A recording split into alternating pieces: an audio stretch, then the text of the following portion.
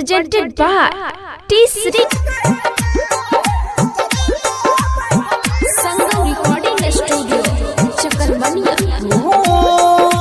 DJ Kanchan Raj, चला जाई भी भोले के करूं देखा पैसुरतिया के करस फोन बजानो कहत बैगे बतिया लिख जाई तो गाछी गे लिख जाई तो गाछी ई बिना ठल के यजरा में बंधली है हमर दिल निकाल के अजरा में बंधली है हमर दिल निकाल के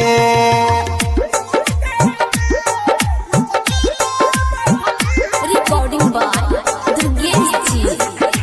DJ Kanchan Raj,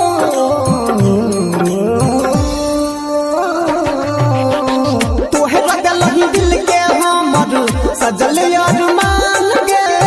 कसम से कहै छियो चल जाई तो जान गे हाँ तोहे लगल ही दिल के हमर सजल अरमान गे कसम से कहै छियो चल जाई तो जान गे हर जइला कहियो की कहियो ओहरई चल के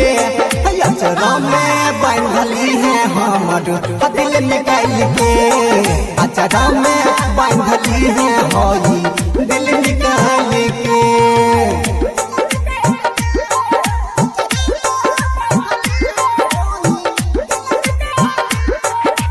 DJ Kanchan Raj,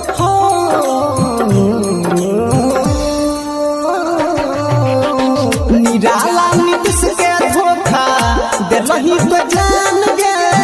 कुंदन कर तो रोजे कानी कानी के बिहान गे हाँ निराला नीतिश के धोखा देलही तो जान गे विभस कर तो रोजे कानी कानी के बिहान गे संजित सने ही रंजित उठ जाइतो मकान से अचरा में बंधली है हमर दिल निकाल के